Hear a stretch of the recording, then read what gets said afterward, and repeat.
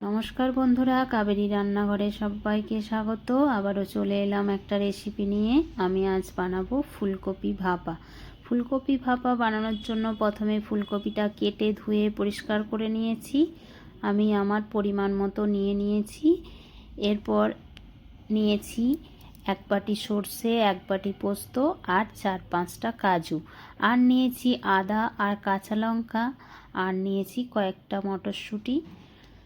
এবার একটা মিক্সিং জারে প্রথমে সর্ষে, পোস্ত আর কাজুটা দিয়ে গুঁড়ো বানিয়ে নেব।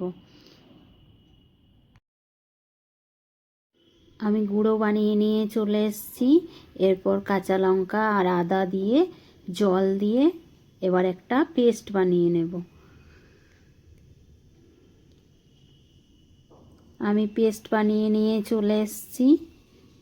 এরপর গ্যাসে একটা কড়াই বসিয়ে দিয়েছি, দিয়ে দেব সরষের তেল। প্রথমে ফুলকপিটা একটু ভেজে নেব। একটু ফোড়ন দিয়ে দেব। ফোড়নে দেব কালো জিরে আর শুকনো লঙ্কা। একটা শুকনো লঙ্কা দিয়েছি আর কালো জিরে। ভালোভাবে ফোড়নটা ভাজা হয়ে গেছে। এই সময় আমি ফুলকপিটা দিয়ে দেব। ফুলকপিটা দিয়ে বেশ ভালোভাবে ভেজে নেব। খুবই ইজি রেসিপি বন্ধুরা, একবার বানিয়ে দেখবেন আমি যেরকম করে বানাচ্ছি, খেতে অসাধারণ লাগে। এরপর ফুলকপির মধ্যে নুন আর হলুদ দিয়ে ভালোভাবে ফুলকপিটা ভেজে নিতে হবে। গ্যাসটা কমিয়ে রেখে দিয়েছি, ফুলকপিটা ততক্ষণে ভাজা হতে থাক। এই সময় আমি একটা বাটির মধ্যে পেস্টটা ঢেলে নেব। সর্ষে, পোস্ত, কাজুর পেস্টটা আমি ঢেলে নিলাম। এর মধ্যে আদা, কাঁচা লঙ্কা সবই দেওয়া আছে। পরিমাণ মতো নুন দিয়ে দিলাম, পরিমাণ মতো হলুদ গুঁড়ো, পরিমাণ মতো জিরে গুঁড়ো, আর দেব কালারের জন্য একটু কাশ্মীরি লঙ্কার গুঁড়ো, আর দেব গরম মশলার গুঁড়ো। এবার ব্যালেন্সটা ঠিক আনার জন্য চিনি দিয়ে দেব 1 চামচের মতো, আর দেব 1 চামচ সর্ষের তেল। এবার ভালোভাবে বেশ মিশিয়ে নেব। সব কিছু দিয়ে বেশ ভালোভাবে মিশিয়ে নিয়েছি। ফুলকপিটাও আমার ভাজা হয়ে গেছে। এই সময় আমি ওই পেস্টের মধ্যে ভাজা ফুলকপিটা দিয়ে দেব। ভাজা ফুলকপিটা দিয়ে বেশ ভালোভাবে মিশিয়ে নেব। বেশ ভালোভাবে মেশাতে হবে যেন সব কিছু মিশে যায় ফুলকপির মধ্যে। এবার একটা টিফিন বক্স নেব। এবার টিফিন বক্সের মধ্যে ফুলকপিটা আমি তুলে দেব। টিফিন বক্সের মধ্যে ফুলকপিটা আমি তুলে দিলাম।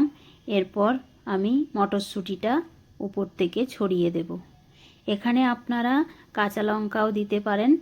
আমি ঝালের জন্য কাঁচা লঙ্কা বেটে দিয়েছি, ওই জন্য আর উপর থেকে কাঁচা লঙ্কা দিলাম না। এবার উপর থেকে একটু জল দিয়ে দিলাম, বাটি ধোয়ার জলটা, আর সর্ষের তেল দিয়ে ভালোভাবে ঢাকা দিয়ে গ্যাসের মধ্যে একটা কড়াই বসিয়ে রেখেছিলাম, তার মধ্যে স্ট্যান্ড দিয়ে দিয়েছিলাম। এরপর ঢাকা দিয়ে ভাপ দিয়ে নেব। 15-20 মিনিট পর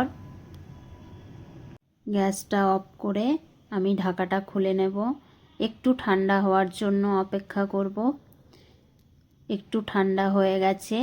এবার আমি টিফিন বক্সটা নামিয়ে নেব আস্তে আস্তে। আমি নামিয়ে নিয়েছি।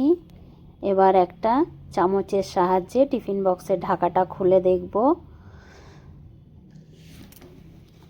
আমার ফুলকপি ভাপা রেডি হয়ে গেছে। সম্পূর্ণ নিরামিষ রান্না, যে কোনো নিরামিষ দিনে এটা বানিয়ে ফেলতে পারেন। এটা ভাত, রুটি, লুচি, পরোটা সবের সঙ্গে খাওয়া যায়। প্লিজ আমার ভিডিওগুলো যদি আপনাদের ভালো লেগে থাকে তাহলে লাইক, শেয়ার, সাবস্ক্রাইব, কমেন্ট করবেন। এতক্ষণ ধরে ধৈর্য ধরে আমার ভিডিওটি দেখার জন্য অসংখ্য ধন্যবাদ সকল বন্ধুদের।